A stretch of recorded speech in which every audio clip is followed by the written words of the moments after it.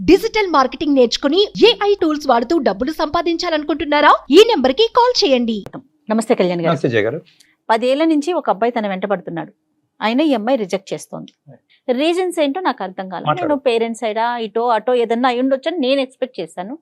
But తను అయితే స్టూడియోకి వచ్చి మీ ముందు కూర్చొని మాట్లాడటానికి విల్లింగ్ గా ఉంది. పిలుద్దాం మేడం. పిలిచేద్దామండి. తప్పకుండా. ఐశ్వర్య రండి.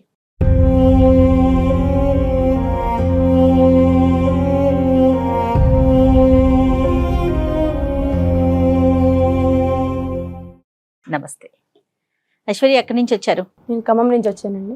ఓకే, నేను బ్రీఫ్గా మీరు పెట్టిన అంటే మీరు ఏదైతే మాకు ఇన్ఫర్మేషన్ ఇచ్చారో అంతవరకే నేను చెప్పగలిగాను డాక్టర్ గారికి. మీరు స్టార్ట్ చేస్తే ఒకసారి ఆయన వింటారు. నా పేరు ఐశ్వర్య. నేను డిగ్రీ వరకు అక్కడే కంప్లీట్ చేశాను. జాబ్ వచ్చి హైదరాబాద్ IT సెక్టార్లో వర్క్ చేస్తున్నాను ప్రజెంట్.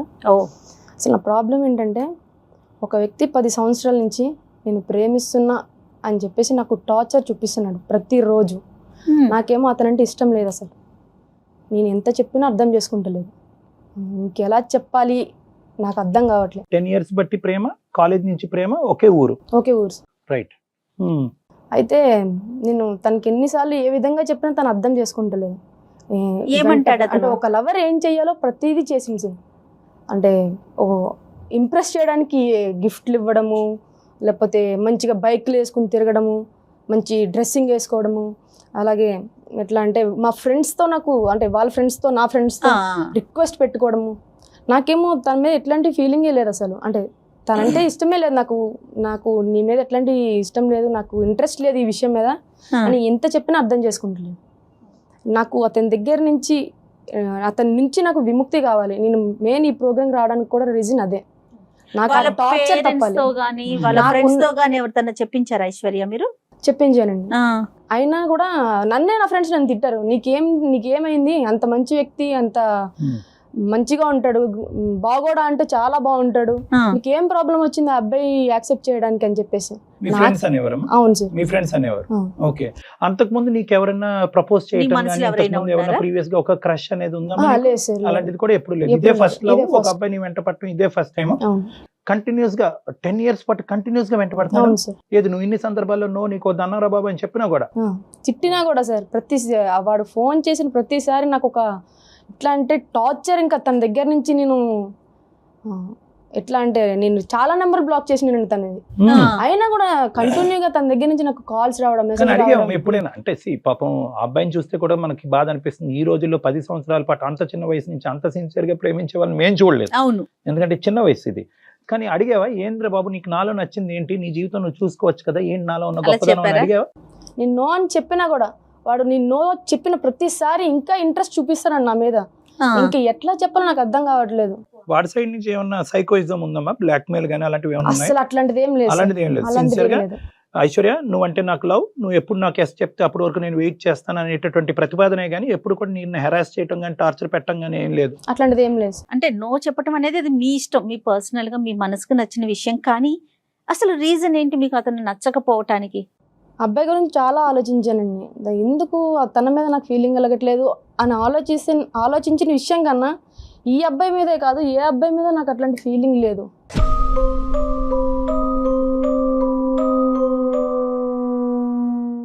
ఏ అబ్బాయిని నేను అట్లా ట్రీట్ చేయలేకపోయినా, ఎవరితో ఓపెన్గా మాట్లాడలేకపోయినాను. వాళ్ళు మాట్లాడిన కామెంట్ చేసిన సీరియస్గా చూడడం తప్ప నేను ఎప్పుడు వాళ్ళకి రివర్స్ మాట్లాడడం కానీ సమాధానం చెప్పడం కానీ ఏం చేయలేదు. ఇప్పుడు అరౌండ్ 23-24 ఉంటావు కదా ఐశ్వర్య నువ్వు? 25. Yes. అంటే దగ్గర 15 years నుంచి ఒక ప్రేమ వ్యవహారాలు బంధాలు ఇలాంటివన్నీ తెలియటానికి ఒక 15 years అనుకుందాం. ఈ 10 years బట్టి నువ్వు ఒక్క సందర్భంలో కూడా ఒక అబ్బాయితో అట్రాక్ట్ అవటం కానీ, ఈ అబ్బాయి బాగున్నాడు, ఈ అబ్బాయితో నా జీవిత భాగస్వామి అవుతానే ఫీలింగ్ ఎక్కడ రాలేదమ్మా? రాలేదు. ఎక్కడ రాలేదు.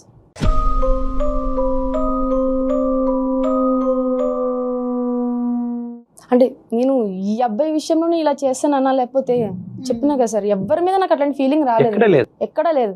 ఒకవేళ నా దగ్గర నాలో ఏమైనా ప్రాబ్లం ఉందేమో అని ఒక రోజు నేను నైట్ నన్ను నేను క్వశ్చన్ చేసుకుంటున్నా. నన్ను నేను ప్రశ్నించుకున్న తర్వాత నేను ఎప్పుడైతే హైదరాబాద్ వచ్చి జాబ్ చేస్తున్నానో అప్పుడు మా ఆఫీస్లో ఒక అమ్మాయి జాయిన్ అయ్యారు. చాలా అందంగా ఉంటుంది, టాప్ టు బాటమ్. నాకు చాలా అట్రాక్ట్ అయ్యాను ఆ అమ్మాయికి. ఎందుకో తెలియదు, నాకు అమ్మాయి అంటే ఇంట్రెస్ట్ ఎక్కువ అయిపోయింది. తనతో మాట్లాడాలి, తన పక్కనే ఉండాలి, నీ ఇట్లా అనిపించింది. అప్పుడు అనుకున్నా ఇది కూడా తప్పే, అంటే ఇప్పుడు ఉన్న సొసైటీ విషయం తీసుకుంటే సొసైటీ విషయంలో ఇప్పుడు నేను చేసే తప్పు ఇది కరెక్టా కాదా, నన్ను నేను అంటే ఎన్నో నిద్రలేని రాత్రులు గడిపినాను, నాకు అర్థం కాలేదు అసలు.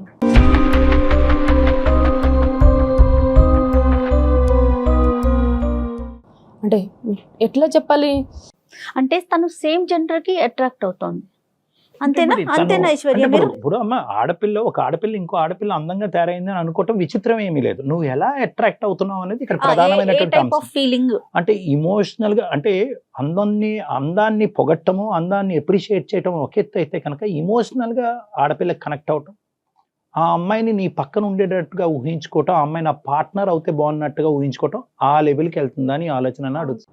ఒక ఆడపిల్లనైనా నేను ఇంకో అమ్మాయికి అట్రాక్ట్ అవుతున్నాను, ఆమెతో ఉండాలి, ఆమె హక్ చేసుకోవాలి, ఆమెతో నా లవ్ ట్రాక్ నడపాలి అని అనిపిస్తుంది.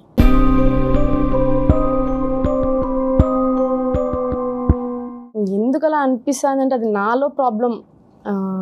ఈ ఫీలింగ్ ఇది కరెక్టా కాదా అనేది నేను చాలా వెబ్సైట్స్ కానీ ఏమైనా ఉంటుంది అన్నిట్లోనే చెక్ చేసుకున్నాను సార్. చాలా మంది ఉన్నారు.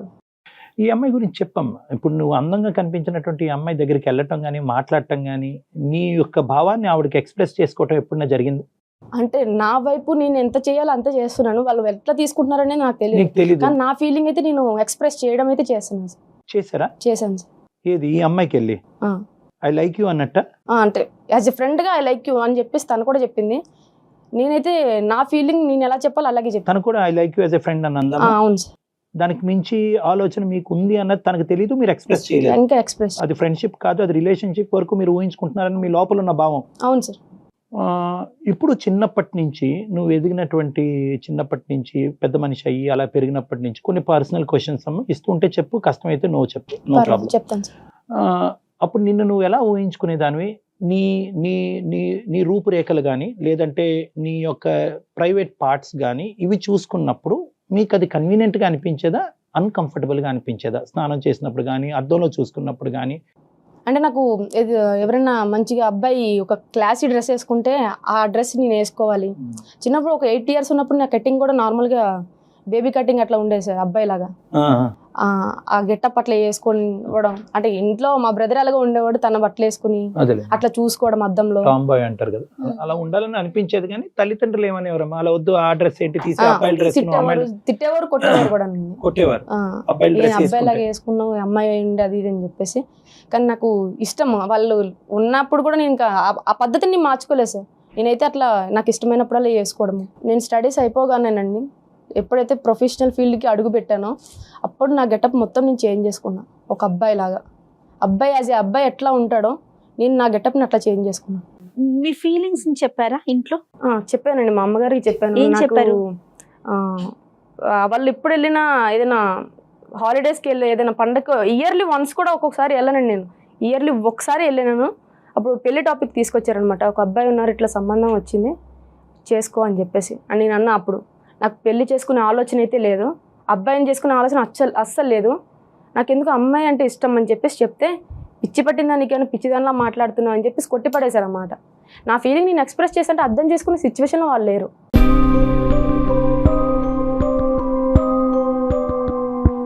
సరే, ఇంతవరకు అర్థమైందని. అప్పుడు 2 సందిగ్ధ పరిస్థితులు. నువ్వు వచ్చినటువంటి రీజన్ మేమేమనుకున్నాం అంటే వాస్తవానికి అనవసరంగా, అంటే యూజువల్గా టిపికల్గా జయ గారు నేను చేసేటటువంటి కేసుల్లో ఏంటంటే ఒకడు ఎవడో వెంటబడుతున్నాడు, అరెస్ట్ చేస్తున్నాడు, వాడి నుంచి నాకు విముక్తి కలిగించండి, ఆ కేసు అనుకున్నాం మేము. ఇది అలా లేదు. ఇప్పుడు 2 సమస్యలు తీసుకొచ్చి మాకు పెట్టావు. Correct me if I'm wrong. ఒకటి, ఈ అబ్బాయి ఇలా వెంటపడేటటువంటి జిగురులాగా 10 సంవత్సరాలు పట్టి వెంటపడి నిన్ను బాధ పెట్టి ఆ అబ్బాయి జీవితాన్ని పాడు చేసుకుని శుభ్రంగా ఎంత మంచి అమ్మాయి వచ్చి ఉండేది ఈ పాటకి ఆ అబ్బాయికి, ఇది తెలియకుండా ఇది చెప్పవలసినటువంటి బాధ్యత నీ మీద లేదా? చెప్పావా? సరే, ఆ ఫీలింగ్ నాలో ఉందని నేనే కన్ఫ్యూజన్ లో ఉంది. అంటే ఈ ఫీలింగ్ నేను ఫీల్ అవుతున్నాను, దానివల్ల నేను ఎంత సఫర్ అవుతున్నాను నాకు తెలుసు. ఒకటి ఏంటంటే ఇటువంటి సందిగ్ధంలో ఉండే ఆడపిల్లలు, అబ్బాయిలు అయితే కనుక మాకు అమ్మాయిలా ఉండాలని, అమ్మాయిలు ఏమో వచ్చి అబ్బాయిలా ఉండాలని రకరకాలు ఉంటాయి. బేసిక్లీ నేను ఏమంటానంటే దీన్నే మనం LGBTQ ప్రిన్సిపల్ అని అంటూ ఉంటాం. జెండర్ అంటే నేను మగాడినా ఆడదాన్న, అది జెండర్, అది పుట్టుకతో నిర్ణయించబడుతుంది. అది శరీర అవయవాలు బట్టి, ప్రైవేట్ పార్ట్స్ బట్టి అది నిర్ణయం చేసుకోవటం జరుగుతూ ఉంటుంది. ఇంకోటి ఏంటంటే సెక్షువాలిటీ, అంటే నేను ఎవరికి అట్రాక్ట్ అవుతున్నాను, నేను అబ్బాయినే కానీ నేను అమ్మాయికి అట్రాక్ట్ అవుతున్నానా, అబ్బాయికి అట్రాక్ట్ అవుతున్నానా? ఇది యూజువల్గా హార్మోనల్ ప్రభావం వల్ల ఒక వయసు వచ్చాక తేలుతుంది. కానీ ఇది ఖచ్చితంగా ఒక హార్మోన్ టెస్ట్ చేయటం వల్ల తెలియదు. ఇది ఒక ఫీలింగ్, ఒక ఇంటర్నల్ మైండ్కి సంబంధించినటువంటి ఒక ఫీలింగ్. ఆ అమ్మాయి ఈ రోజు ఇంత సందిగ్ధ పరిస్థితిలో మన దగ్గరికి ఎందుకు వచ్చిందంటే కనుక ఆ అమ్మాయికి ఎవరికి చెప్పుకోలేకపోతుంది. చెప్తే కనుక అందరూ హాస్యాస్పదం చేస్తున్నారు, ఏంటి నవ్వుతున్నారు, ఏంటి పిచ్చా నీకేం ప్రాబ్లం వచ్చిందని. అమ్మా ఐశ్వర్య, రెండు ప్రశ్నలు అంటే మాకు క్లారిటీ రావటం గురించి. ఆ అబ్బాయికి చెప్పలేదు కాబట్టి మీ ద్వారా చెప్పడానికి ఇక్కడికి వచ్చానని అంటున్నావా, లేదంటే నేను ఎవరు అనే ప్రశ్న వెతుక్కుంటూ మీ దగ్గరికి వచ్చాను అంటున్నావా? రెండు సార్. రెండు. ఏది పెద్దది? నేను ఎవరు అనేది నాకు మెయిన్ థింగ్ సార్. అది ఇప్పుడు నేను ఒక అమ్మాయిలో పుట్టి నాకు అమ్మాయి మీద ఫీలింగ్స్ కలుగుతున్నాయంటే అది నా జన్మతహా వచ్చింది. నేను చేసుకున్న తప్పు కాదు సార్, అది నేను చేసిన తప్పు కాదు అది అస్సలు. అలా నాకు రావడం, నేను దాన్ని ఎక్స్ప్రెస్ చేసుకోలేకపోతున్నాను, ఎవరికి చెప్పుకోలేకపోతున్నాను. దానివల్ల నేను ఎంత టార్చర్ అనుభవిస్తున్నా నాకే తెలుసు.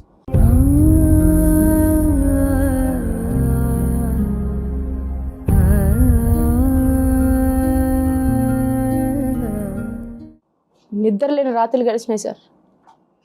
ఇన్ని రోజులు నేను ఎలా ఉన్నానో నాకు తెలియదు. ఇప్పటికీ ఒంటరిగానే ఉంటున్నాను. ఎవరితో మాట్లాడితే నేను ఎక్కడ ఎలా ఓపెన్ అయిపోతానో, వాళ్ళు నన్ను ఎలా ట్రీట్ చేశారో నాకు తెలియదు. నా ఫ్యామిలీ నన్ను ఒక రకంగా ట్రీట్ చేస్తున్నారు. నేను చెప్పిన విషయం అర్థం చేసుకునే సిచ్యువేషన్లో వాళ్ళు లేరు. అలాంటిది బయట వాళ్ళు నన్ను ఎలా అర్థం చేసుకుంటారు సార్? నా ఫీలింగ్ ఎలా ఎక్స్ప్రెస్ చేయాలి వాళ్ళకి? 10 సంవత్సరాల నుంచి తిరుగుతున్నాడు వాడికి ఏమని చెప్పాలి సార్? నాకు అసలు చెప్పుకోవడానికి అసలు మాటలే రావట్లేదు సార్. అసలు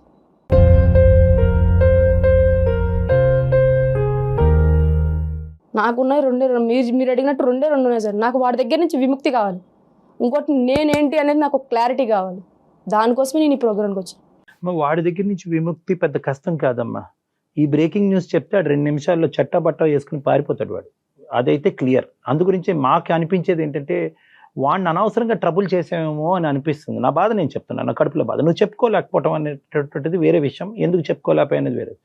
వాడికి ఎప్పుడైతే కనుక బాబు నువ్వని కాదు కదా, నాకు ఏ మగాడితో అట్రాక్షన్ లేదు, నా పరిస్థితి ఇది అని చెప్పుంటే వాడు వెళ్ళిపోతాడు. వాడు ఏమనుకుంటున్నాడు అనేది ఒకసారి నువ్వు ఫోన్ కలుపుది కానీ కావాలంటే మేము మాట్లాడతాం. అది నెంబర్ 1. నెంబర్ 2, నీ ఇష్యూ అంటావమ్మా, అది బయలాజికల్గా లోపల నుంచి వచ్చేటటువంటి ఒక మార్పు. ఇందాక నువ్వు జన్మ తరహా అన్నావు చూడు, పుట్టుకతో వచ్చినటువంటి ఒక వ్యవహారం, ఒక హార్మోనల్ ప్రభావం, ఒక బయలాజికల్ నీడ్ అనేటటువంటి సంస్థలో మనం లేము ఈరోజు. కాబట్టి అది కొద్దిగా కాంప్లెక్స్. కాబట్టి దానికి ఏం చేయాలి అనే తర్వాత మాట్లాడదాం. ఫస్ట్ ఉదయ్తో మనం మాట్లాడి అతన్ని సందిగ్ధ పరిస్థితుల్లోంచి బయట వేద్దామా అనే దాని గురించి నువ్వు ఒక్కసారి ఆలోచించుకో. ఉదయ్తో కలుపుదామా ఫోన్? ఉదయ్తో మాట్లాడదాం. కలుపుదాం సార్. ఎక్కడున్నాడు ఇప్పుడు అబ్బాయి? ఖమ్మంలోనే ఉన్నాడు సార్. మరి కాల్ చేద్దామా అతనికి? కాల్ చేయండి అమ్మా, కలపండి.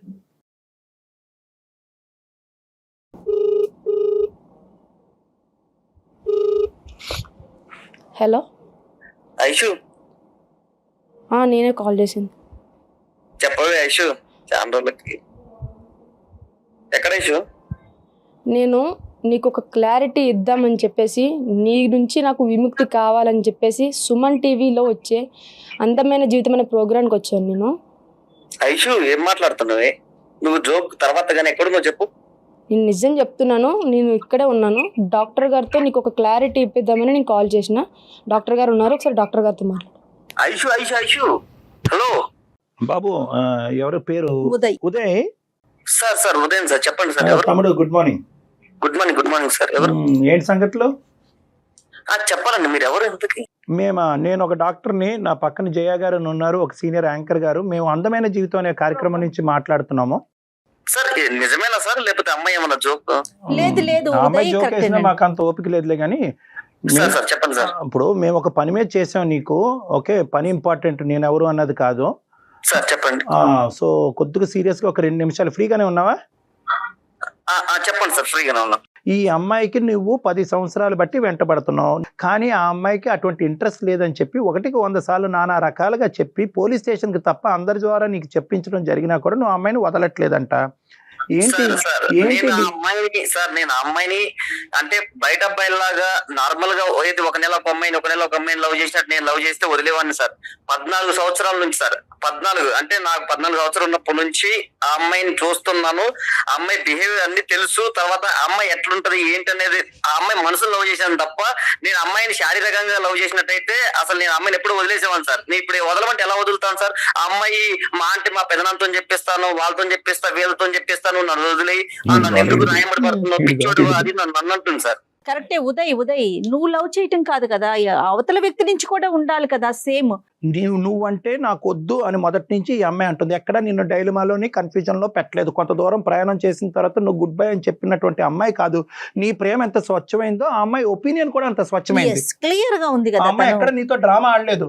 అలాగా సార్ నేను అమ్మాయి నాకు మధ్యలో కూడా ఎప్పుడు చెప్పలేదు సార్. నేను ఒక 5 సంవత్సరాల తర్వాత 6 సంవత్సరాల తర్వాత కూడా ఎప్పుడు చెప్పలేదు సార్. అమ్మాయి నన్ను చూస్తుంది, తర్వాత నేను అమ్మాయిని చూస్తున్నా. నేను అమ్మాయికి ఎక్కడికి పోతే అక్కడికి, వాళ్ళ అమ్మమ్మ వాళ్ళ ఇంటికి వెళ్ళినా కూడా అక్కడికి కూడా వెళ్ళి అమ్మాయిని మామూలుగా ఎప్పుడు అబ్జర్వేషన్ లో ఉన్నాను సార్. నేను అమ్మాయిని ఎప్పటికీ నేను చెప్తూనే ఉన్నా, ప్రపోజల్ పెడుతూనే ఉన్నా, ఎప్పటికీ రిజెక్ట్ చేయలేదు సార్. అమ్మాయి మధ్యలో దాకా కూడా ఒక 5-6 సంవత్సరాల దాకా కూడా. కాదు ఉదయ్, నువ్వు ఇన్ని సంవత్సరాల నుంచి ట్రై చేసానా? నేను ఎప్పుడైనా నేను లవ్ చేశానా అన్న మ్యాటర్ ఎప్పుడైనా చెప్పినా? నువ్వంటే నాకు ఇష్టం లేదని నేను చెప్తాను. ఎందుకని నన్ను ఫాలో అవుతున్నావు? ఐషు నేను చెప్పేది ఐషు, నా కోపం తిప్పేది. నువ్వు లవ్ చేస్తున్నావు, నీ కోపం ఏంది? నా కోపం వస్తుంది. నీ వల్ల నాకు టార్చర్ అవుతుంది. ఐషు నేను ఇష్టం లేదనుకో నువ్వు ఏనాడు చెప్పలేదు ఇన్ని సంవత్సరాల్లో. ఇష్టం లేదంటే నువ్వు అసలు నాకు అసలు నచ్చలేదని ముందే చెప్పినా కదా. ఇష్టం లేదని చెప్పబడం ఏంది? నువ్వు ఫాలో అయ్యి నీ టైం నువ్వు వేస్ట్ చేసుకుంటున్నావు. నేను తిరిగి నా వెనకాల నేనేమి అడగలే కదా. ఐషు ఒకటి గుర్తుంచుకో ఐషు, ఇప్పుడు నేను పెళ్లి చేయాలంటే మా ఇంట్లో ఎప్పుడో పెళ్లి చేసేవాళ్ళే నాకు. చేసుకోపో, చేసుకోపో. కానీ నేను నిన్ను నమ్ముకొని ఐషు ఎప్పటికైనా నాకు భర్త ఒక కాన్ఫిడెన్స్ తో నీ అమ్మ తిరిగిన ఖచ్చితంగా ఈ అమ్మాయి కావాలనుకుంటారు. నీకు తెలియదు ఐషు, మన క్లాస్మేట్స్ ఎంత ఎమ్మడి పడేవాళ్ళు నా ఎమ్మటి. ఎల్లు వాళ్ళతో ట్రై చేసుకో. అయితే మరి నన్ను వదిలేయమని చెప్తున్నాను నీకు. 10 సంవత్సరాలు నీతో నేను తిరుగుతాను ఐషు. నాకు లేదని చెప్పినప్పుడు నువ్వు వదిలేయాలి కదా. ఎందుకలా నన్ను టార్చర్ చేస్తాను? నీ బాధ ఎక్కువైపోయింది. నా పర్సనల్ నాకు 190 ఉన్నాయి బాధలు. లేదన్న మాట నువ్వు నాకు ఎప్పుడు చెప్పలేదు. నువ్వెందుకు నా ఎంట తిరుగుతున్నావు అని ఏ రోజు కూడా అనలేదు మేడం. ఏమ్మా చెప్పలేదా?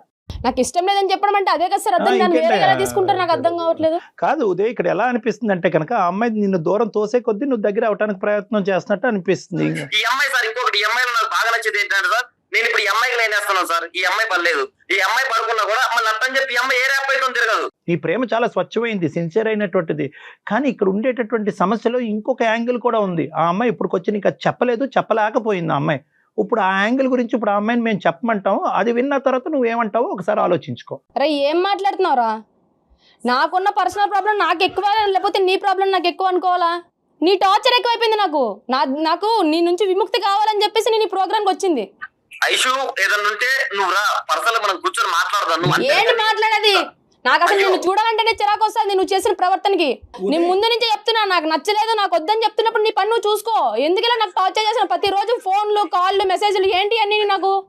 ఒకసారి డాక్టర్ గారికి ఏంటి ఐషు? లేదా నేను ఇక్కడే ఉన్నావు, అందరూ స్పీకర్ లోనే ఉన్నావు. కానీ ఉదయ్ ఒక్క నిమిషం ఆగు. సార్ ఒకటి సార్, మీరు ఏదైనా చేయండి సార్, కానీ నాకైతే న్యాయం చేయండి. నాకైతే ఆ అమ్మాయి కావాలి సార్. ఆ అమ్మాయిని ఖచ్చితంగా నేను పెళ్లి చేసుకోవాలి సార్. నువ్వు ఎక్కడ దొరికావయ్యా బాబు? నువ్వు అది కాదు, నువ్వు ఒక మాట అమ్మాయి అంది ఇక్కడ. ఏంటి నీ పర్సనల్ ప్రాబ్లం, నీ పర్సనల్ ప్రాబ్లం, నా పర్సనల్ ప్రాబ్లం కూడా అన్నట్టు అడగాలి. ఫస్ట్ అడుగు ఆ మాట. ఏంటి తన పర్సనల్ ప్రాబ్లం అని అడుగు. అది తెలుసుకో ముందు. సార్ దానికి నేను అగ్రీ సార్. ఐషు చెప్పు, నీ పర్సనల్ ప్రాబ్లం ఏంటో చెప్పు ఐషు. ఏదన్నా సొల్యూషన్ అంటే నేను కూడా ఖచ్చితంగా ఇద్దరం కలిసే చేద్దాం. నీకు ఆ క్లారిటీ ఇవ్వడానికి నేను ఈ ప్రోగ్రామ్కి వచ్చాను. అసలు నా పర్సనల్ ప్రాబ్లం ఏంటి అంటే, నాకు నీ మీదనే కాదు, నీ చుట్టూ ఉన్న అబ్బాయిల మీద, నాకు ఎవ్వరి మీద కూడా ఎటువంటి ఫీలింగ్ లేదు. నాకు అబ్బాయిల మీదనే ఫీలింగ్ లేదు.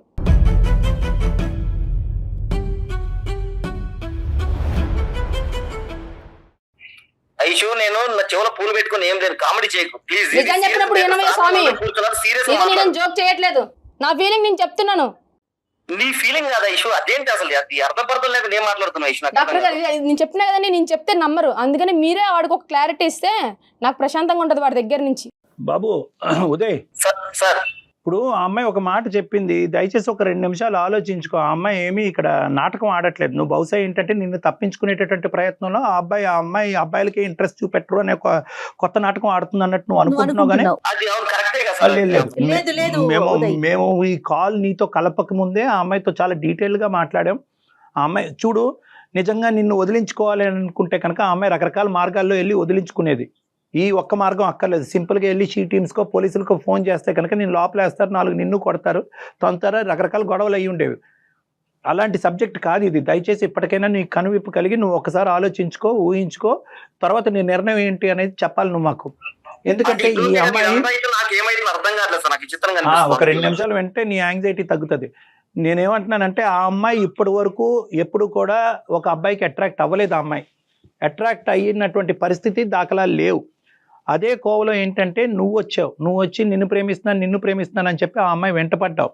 నీ ప్రయత్నం సార్ 10 సంవత్సరాల కిందనే 14 సంవత్సరాల ఉన్నప్పటి నుంచే సార్ మా ఒకసారి ముందు ఆయన చెప్పేది వినవయ్యా.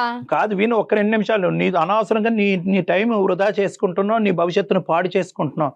ఆ అమ్మాయికి కేవలం ఆడపిల్లల వైపే అట్రాక్షన్ ఉంది, ఆడపిల్లలతోనే స్నేహంగా ఉండాలని అనుకుంటుంది, ఆడపిల్లలతోనే రిలేషన్షిప్ పెట్టుకోవాలని అనుకుంటుంది. అవకాశం ఉంటే ఆడపిల్లని పెళ్లి చేసుకుని ముందుకెళ్లాలనేటటువంటి ప్రయత్నంలో ఆ అమ్మాయి ఉంది. అది తన ఆలోచన శైలి.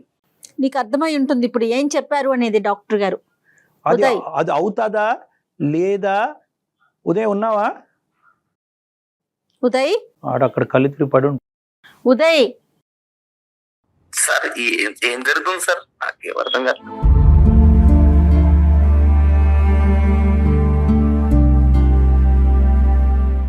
ఇది నిజం, ఇది వాస్తవం. ఇది నీకు వినటానికి ఇంత కష్టంగా అనిపించినప్పుడు ఆ అమ్మాయి ఫస్ట్ టైం తన లైఫ్ లో ఇది రియలైజ్ అయ్యి ఇందులోంచి నేను ఎలా గట్టెక్కాలి, నేను ఎవరిని అనేటటువంటి రకరకాల ప్రశ్నలు వెతుక్కుంటూ ఈ రోజు మా ఎదురుగుంటూ కూర్చుని ఈ సందిగ్ధ పరిస్థితుల్లో మీరు ఒక సమస్యకి పరిష్కారం చెప్పకపోతే కనుక నేను సూసైడ్ చేసుకుంటాను, కానీ దానికంటే ముందు నా వెంట పడేటటువంటి ఈ అబ్బాయికి అసలైనటువంటి వాస్తవాలు మీ ద్వారా తేల్చుకుని అతని దగ్గర నుంచి నేను దూరం పడితే కనుక ఆ తర్వాత నా సంగతి ఏంటో తేల్చండి అని చెప్తుందనమాట. అది ఈ రోజు ఉన్న పరిస్థితి.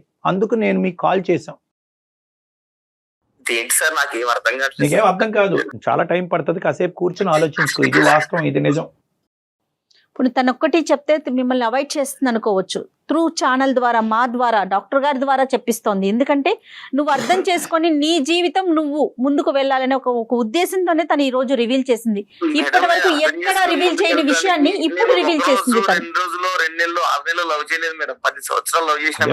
అదే మరి బాబు నువ్వు 10 సంవత్సరాల నుంచి లవ్ చేసావు అంటున్నావు. 10 సంవత్సరాల నుంచి నా గురించి నీకు ఏం తెలుసు చెప్పు, ఏం తెలుసుకున్నావు చెప్పు నా గురించి. వద్దులే అమ్మ. ఐషు ఒక్క నిమిషం. ఇప్పుడు వరకు మాట్లాడింది ఒక పద్ధతి, ఇప్పుడు అబ్బాయి పరిస్థితి కూడా దయచేసి అర్థం చేసుకో. మన అందరం ఇలాగా చెప్తుంటే ఎక్కడ అర్థం చేసుకుంటున్నాడు సార్, తను అడుగుతున్నాడు, క్వశ్చన్ మీద క్వశ్చన్ వేస్తున్నాడు. ఐషు ఒక్క నిమిషం అమ్మా. కొన్ని ప్రేమలు గుడ్డివమ్మా. అతను నిన్నేం హెరాస్ చేయలేదు, టార్చర్ చేయలేదు, నిన్ను ఇబ్బంది పెట్టలేదు. కేవలం ఏంటంటే పదే పదే అది వ్యక్తపరుచుకున్నాడు, వెయిట్ చేశాడు. ఎప్పటికైనా నువ్వు ఎస్ చెప్తావు అనే ఆస్తి ఇప్పటికీ కూడా వెయిట్ చేస్తున్నాడు. నాకు తెలిసి ఇతనున్న అతని క్యారెక్టర్ కి ఇంకొక 10 ఏళ్ళైనా వెయిట్ చేస్తాడు ఈ విషయం తెలియకపోతే. నిన్ను వెంట పట్టడం అనేది ఒక పిచ్చితనం అంటావా, పిచ్చి ప్రేమ అంటావా, పక్కన పెడదాం. ఇప్పుడున్న పరిస్థితిని ఎలా డైజెస్ట్ చేసుకుని ఏమంటాడో చూద్దాం ఒకసారి. ఏమంటావు ఉదయ్? సార్ ఐషు నన్ను 10 సంవత్సరాల తర్వాత పిచ్చోని చేస్తా అనుకోలేదు సార్ నేను.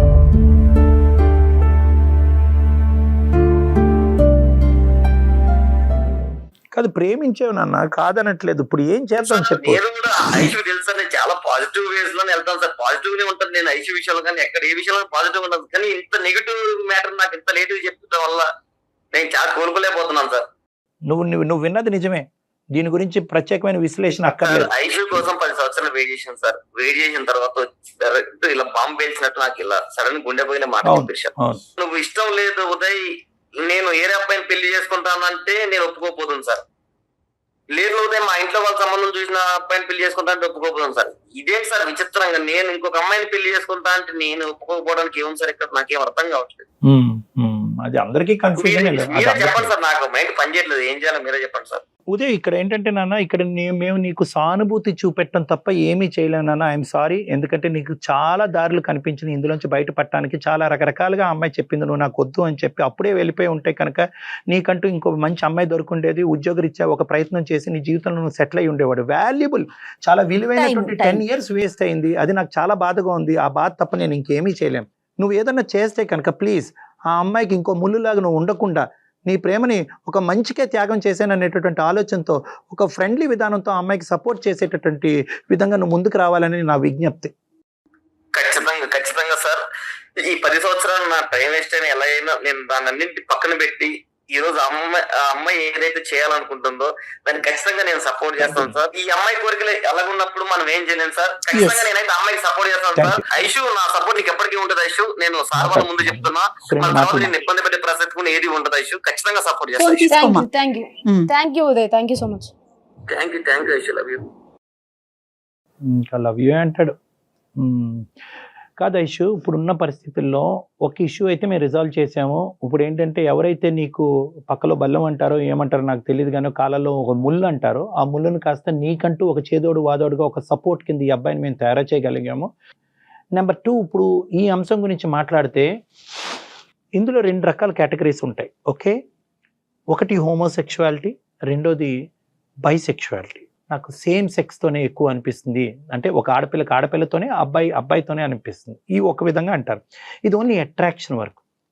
కొంతమంది ముందుకు వచ్చి ఏమంటారంటే నాకు పూర్తిగా నేను అమ్మాయినైనా అబ్బాయిలా మారిపోవాలని అనిపిస్తుంది, నా అవయవాలు, నా గొంతుక, నా రూపురేఖలు అన్నీ మార్చుకోవాలని అనిపిస్తుంది.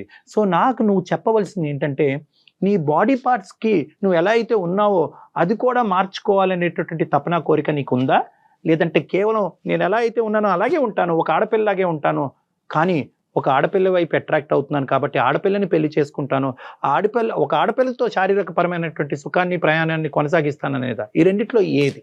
2 అనుకుంటున్నాను. 2 అనుకుంటున్నారు. 2 అంటే సాధ్యమా కళ్యాణ్ గారు? అమ్మ ఒకటమ్మా, జెండర్ ట్రాన్స్ఫర్మేషన్ అంటే నువ్వు ఆడపిల్లవి కంప్లీట్గా అబ్బాయిలా మారటం అంటే కనుక చాలా పెద్ద ప్రక్రియ. అన్ని హాస్పిటల్స్, అన్ని డాక్టర్స్ ప్రత్యేకంగా మన ఇండియాలో దాన్ని ఏకీభవించరు. దానికి చాలా సర్టిఫికేషన్ ప్రాసెస్ అనేది ఉంటుంది. అంటే ఒక సైకాట్రిస్ట్ సర్టిఫై చేయాలి, ఈ అమ్మాయి నిజంగా ఇలాగే ఆలోచించుకుంటుంది, ఇలాగే ఊహించుకుంటుంది అని చెప్పి ఒక సైకాట్రిస్ట్ సర్టిఫై చేయాలి. కంప్లీట్గా ఒక అబ్బాయి తీరులో, అంటే టెక్స్ట్ బుక్ బట్టి నేను చెప్తున్నాను, ఒక అబ్బాయి లాగా 1 సంవత్సరం పాటు మీరు బతకాలి. అంటే అబ్బాయి బట్టలు వేసుకుని ఆ అబ్బాయి చేసేటటువంటి షాపింగ్లు చేస్తూ ఒక అబ్బాయిలాగే ఉంటూ ఈ విధంగా 1 సంవత్సరం పాటు ప్రయాణం చేసి ఒక అబ్బాయి పాత్రని మీరు పూర్తిగా ఎటువంటి మనోవేదన లేకుండా మీరు ఉండగలుగుతున్నారా లేదా అనేటటువంటిది మీరు నిరూపించుకోగలగాలి. అలా నిరూపించుకుంటే, ఎందుకంటే ఇటువంటి సమస్యల్లో ఏంటంటే అమ్మాయి కింద అబ్బాయి కింద మారిపోవడం చాలా కష్టం అమ్మ. ఎందుకంటే ఒకసారి మారిన తర్వాత ఇదేంటి సార్ నన్ను అబ్బాయి కింద మార్చేసారు, నేను అమ్మాయి కిందే ఉంటే బాగుండేదేమో అనేటటువంటి తిరిగి ప్రశ్న అడిగితే కనుక అది రివర్సిబుల్. ఒకసారి డ్యామేజ్ అయిందంటే డ్యామేజ్, అంటే అది డ్యామేజ్ అంటే ఒక సర్జరీ అయిందంటే మళ్ళీ ఇర్రివర్సిబుల్. అది నువ్వు ఖచ్చితంగా బల్లగుద్ది ఒక మాట అంటున్నావు కాబట్టి ఇక్కడ ప్రధానంగా కావాల్సింది ఏంటంటే నీకు సపోర్ట్ సిస్టమ్ కావాలి, ఫ్యామిలీ సపోర్ట్ కావాలి. వాళ్ళకి అర్థమయ్యేలా చెప్పాలి సార్. Yes, exactly. మీరే చెప్పాలి వాళ్ళకి అర్థమయ్యేలా. నాకు ఒకటి అనిపించిందమ్మా, ఫస్ట్ ఆఫ్ ఆల్ ఏంటంటే నేను నీతో మాట్లాడాలి, జెండర్ మార్చుకోవాలా లేదంటే ఒక వ్యక్తితో ప్రయాణం చేయాలా అనేటటువంటి 2 అంశాలు విడమర్చి మనం మాట్లాడుకుని కౌన్సిలింగ్ చేసిన తర్వాత మీ ఫ్యామిలీ మెంబర్స్ని మనం పిలుద్దాం. నా దగ్గర పిలిపించుకుంటాను, నేను పిలిపించుకుని ఇది ఎందుకంటే అంత ఈజీగా అమ్మ మీ అమ్మాయిని చేసుకుంటుందంట, మీ అమ్మాయి అబ్బాయిలో మారుతుందంటే కనుక వాళ్ళు చాలరే బాబు నీకు దండం పెడతావు ఏం చెప్తున్నా అంటారు. దీన్ని సైంటిఫిక్ బేసిస్ మీద వాళ్ళకి ఎక్స్ప్లెయిన్ చేయవలసినటువంటి అవసరం ఉంది. ఎందుకంటే కనుక ఆ జనరేషన్ వాళ్ళకి, ఈ జనరేషన్ కొద్దిగా పర్లేదు కానీ ఆ జనరేషన్ అంటే మీ తల్లిదండ్రుల జనరేషన్ వాళ్ళకి కొద్దిగా ఈ అంశం అర్థం అవటం, ఎంత సైంటిఫిక్గా ఎక్స్ప్లెయిన్ చేసినా కూడా ఇది కల్చర్ వర్సెస్ సైన్స్, ఈ రెండిట్ల మధ్యన జరిగేటటువంటి యుద్ధం కాబట్టి వాళ్ళకి విడమర్చి చెప్పేటటువంటి విధానం చాలా సున్నితంగా, నాజుగ్గా, సైంటిఫిక్ బేసిస్ మీద మాట్లాడవలసినటువంటి అవసరం ఉంటుంది. ఒకప్పుడు నువ్వు ఇదే పరిస్థితిలో కంటిన్యూ అవుతే కనుక నీ జీవితానికి ఎటువంటి పరిణామాలు వస్తాయి అనేటటువంటిది ఒక అంశము. రెండోది ఏంటంటే వాళ్ళ ఆడపిల్లని ఈ విధంగా చూడటం అనేటటువంటిది వాళ్ళ ఇష్టం ఒకటే కాదు, వాళ్ళు వెళ్ళి 4 మధ్యన బతకాలి ఈ సమాజంలో, వాళ్ళ పరిస్థితి ఏంటి అనేటటువంటిది అది కూడా నేను అర్థం చేసుకుని యూ వర్సెస్ దెమ్ అనేటటువంటిది బ్యాలెన్స్ చేసి మాట్లాడతాను. కానీ దానికంటే ఫస్ట్ స్టెప్ ఏంటంటే అసలు నువ్వు ఏ స్థాయిలో ఈ ఆలోచనలో లీనమయ్యో, ఏ స్థాయిలో మారాలి అని అనుకుంటున్నావు, ఏ స్థాయిలో ఒక ఆడపిల్లని పెళ్లి చేసుకుంటున్నావు అనేది ఫస్ట్ నా కౌన్సిలింగ్ ద్వారా మనం అసెస్మెంట్ చేసుకోవాలి. సో మనం పర్సనల్గా ఒకసారి కలుద్దాం తల్లి, ఓకేనా? దానికి అబ్బాయిని కూడా పిలుద్దాం, ఉదయ్ కూడా పిలుద్దాం. ఉదయ్ కూడా చిన్నప్పటి నుంచి నిన్ను ఎలా చూశాడు, నీ ఆలోచన శైలి ఏంటి, ఎందుకంటే నిన్ను బాగా తెలిసినటువంటి ఒక వ్యక్తి ఈ రోజు ఫ్రెండ్లీగానే నీతో మూవ్ అయ్యి నీకు మోరల్ సపోర్ట్ ఇస్తాననే ఒక మంచి వ్యక్తి ఉన్నాడు కాబట్టి అతని సపోర్ట్ కూడా మనం ఇందులో తీసుకుందాం. ఓకేనా? ఆల్ ది బెస్ట్ అండి, ధైర్యంగా ఉండండి. నమస్తే. గుడ్ లక్ అమ్మా. Thank you so much Kalyan గారు. రైట్.